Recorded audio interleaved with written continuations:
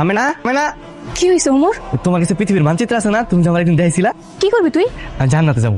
মানচিত্রের মধ্যে কি জান্নাত আছে? সৌদি আরবে কিন্তু মক্কা শরীফ আছে। হুজুর মসজিদে কইছে মক্কা শরীফে হজ করতে গেলে জান্নাতে যাওয়া যায়। আমি আমার মায়ের নিয়ে জান্নাতে যাবো। আমার মানচিত্র দাও না। তুই বাড়িতে চলে যা, তোর দিয়া মনে। ঠিক আছে মা, তাড়াতাড়ি জামা কাপড় গুছো। কেন কই যাবো? আমরা জান্নাতে যাবো। চাচি, জান্নাতে যাওয়া কি খারাপ জিনিস? জান্নাত যাওয়া তো ভালো জিনিস। মা, মসজিদে হুজুরে নামাজের পরে কইছে মক্কায় হজ করলে জান্নাতে যাওয়া যায়। মা, তুমি জান্নাতে যাইবা না? আল্লাহ নিলে যাবো। তুমি হজ করলে জান্নাতে যাইতে পারবা। হয়তো যাইতে গেলে তো মেলা টাকা লাগে। আমরা পায়েটা যাবো। যামুনি। এই বাংলাদেশের পরে ভারত, আর ইরাকের পর তোর স্বপ্ন সৌদি আরব। আমি শুনছি আগের কালের মানুষেরা হাইটাইটা হজ করতে যেত। হ্যাঁ পারলে আমরা পারবো। আমার মার অনেক দিনের ইচ্ছা, আল্লাহর ঘর দেখতে দেবে। আমি আমার মায়ের এনে হজ করতে যাবো। আমি সোজা পশ্চিম মুখ হাঁটা শুরু করবো। আমার টাকাও লাগবে না, হজ হয়ে যাবে। তো থাক, আমি যাই।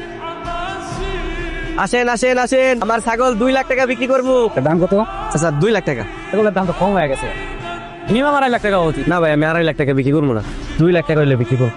এই কি চেনে? এক ছাগল আছে, এক ছাগল বেশ। আরে একজন আরেকজনকে কটাক্ষ করে কথা কইলে পাপ হয়। কি ওমর? আমি ছাগল বিক্রি করতে আইছি চাচা, 2 লাখ টাকা হইলে বিক্রি করবো। ছাগলের দাম 2 লাখ টাকা কেন? আমার মায়ের নিয়ে হজ করতে যাবো, সব মিলে আমার 2 লাখ টাকা লাগবে এর লেগে। দেখেছে 2 লাখ টাকা বাইর করছে নে। চাচি, কি রে অমর, কি হয়েছে? আপনাকে একটা ঠেলা গাড়ি আছে না? হ্যাঁ, আমার তো ঠেলা গাড়ি একটু লাগবে, আমি একটা ভালো কাজ করতে দিতেছি। আপনার আমি কথা দিলাম, আমি আপনার ঠেলা গাড়িটা আবার দিয়ে যাবো। ওইটা দেন যাইব, ওইটাতে তোমার চাচা ছাগলের জন্য ঘাস কাইটা না। কি রে অমর, কিছু লাগবো? আপনার ঠেলা গাড়িটা আমার একটু লাগবে। আচ্ছা নে। আপনার ঠেলা গাড়ি আমি দিয়ে যাবো। আপনারা না করলেন দিতে, তারপরে দিয়ে দিলেন, কবে না কবে ফেরত দিব। অমর যা বলে তা করে।